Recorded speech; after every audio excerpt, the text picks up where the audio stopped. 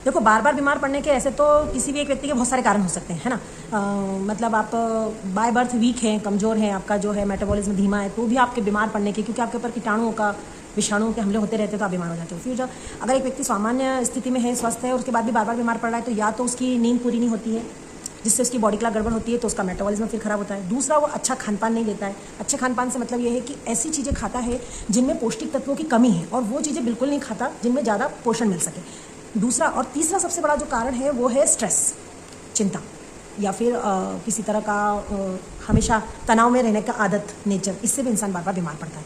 अब इनको एक के बाद एक हम कैसे ठीक कर सकते हैं? तो सबसे पहली बात है कि जैसे आप अपने स्वास्थ्य को लेकर चिंतित हो, तो अभी आपकी उम्र कम है, खान पान की आदतें अभी आप डेवलप कर सकते हो। तो सबसे सीधी बात है, इस चीज़ पर हमेशा ध्यान रखो कि आपके खाने की थाली में जो चीज़ें आ रही है वो कैसी हैं, वो स्वस्थ भोजन के अंतर्गत आती है या अस्वस्थ है। जैसे बासी भोजन कर रहे तो नहीं करना है, ठीक है। आपको तला गला ज़्यादा नहीं खाना है, आपके खाने में फाइबर ज़्यादा से ज़्यादा हो, आप सलाद ले पाएँ, आप ये सुनिश्चित करिए डेली किसी भी कंडीशन में, लेकिन भोजन के पहले।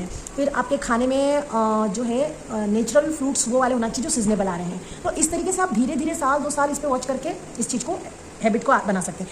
अब स्ट्रेस की बात पे आते हैं और नींद की बात पे आते हैं। तो नींद का ऐसा है कि एक अच्छी नींद लेने के लिए बहुत ज़रूरी है कि आप रात को सोने के पहले कुछ नियमों का पालन करें। जैसे सोने के समय किसी भी ऐसे विषय पर बात नहीं करना चाहिए जिससे कि आपको चिंता हो। आप भले नहीं समझ पाते उस बात को, लेकिन अपना सबकॉन्शियस माइंड जो होता है वो उस चीज़ को ऑब्जर्व करता है। तो सोने के 1-2 घंटे पहले सब तरह का तनाव छोड़ देना चाहिए। ठीक है, जो होगा कल देखा जाएगा, तो आपको गहरी नींद आएगी। ठीक, और चिंता की रही बात, तो चिंता का ऐसा है कि आज की दुनिया में कोई भी इंसान चिंता से बच के तो रह नहीं सकता। अगर आप काम कर रहे हो, नौकरी कर रहे हो, तो आपको चिंता है ना, आपको काम पूरा करके देना है, वर्किंग स्ट्रेस जो उसको कैसे कम करें। तो उसका सीधा सा तरीका है कि आपके पास एक सप्ताह में कुछ 1 या 2 बार के लिए ऐसे हीलिंग पॉइंट्स होना चाहिए जहाँ पर जाकर आप इन चिंताओं से थोड़ी देर के लिए अलग हो जाए।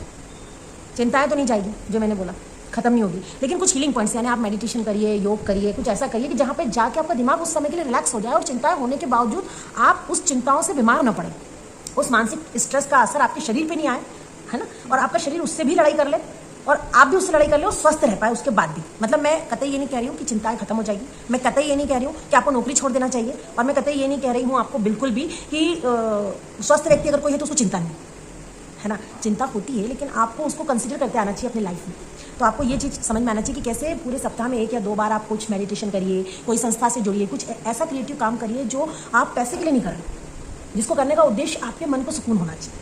तो भले आप कितने भी बड़े वर्किंग हो, कैसी भी तरह की नौकरी करते हो, चाहे आपकी 1 करोड़ की सालाना इनकम हो, बावजूद उसके आप 8 दिन में से कुछ घंटे निकाल सकते हो जहाँ जाकर आप हील हो सकते हो, है ना। लेकिन ये प्लानिंग के साथ करना पड़ता है। लोग इन चीज़ों को सुन के छोड़ देते हैं। आपको इन चीज़ों की प्लानिंग करनी पड़ेगी कि हमेशा अपने फूड पे ध्यान दीजिए, नींद के पहले के कुछ नियमों को ध्यान में रखिए, यानी आपका समय जो जाता है पूरे दिन का, आपको प्रत्येक घंटे पे आपकी निगाह होना चाहिए कि आप क्या कर रहे हैं। अगर आप ये अवेयरनेस हटा देंगे ना, तो आप निश्चित बीमार पड़ते ही रहेंगे, क्योंकि एक तो खुद का कंट्रोल भी खत्म हो जाएगा, शरीर पे, मन पे, परिस्थितियों पे तो कंट्रोल होता ही नहीं है हमारा। तो बहुत ज़रूरी है कि एक छोटी सी डायरी मेंटेन करिए, यंग एज में हो अभी आप, और उस डायरी के साथ इन चीज़ों को, 3 चीज़ों पे ध्यान दो, अपना खाना, अपनी नींद और अपना मानसिक स्ट्रेस आप कैसे ख़त्म कर सकते हो, उसकी योजना बनाओ और उस पर काम करो। तो निश्चित रूप से आप फिजिकली तो कभी बीमार पड़ोगे नहीं, और जो मेंटल स्ट्रेस होगा उसके साथ भी लाइफ में आगे बढ़ोगे और सफलता ही पाओगे।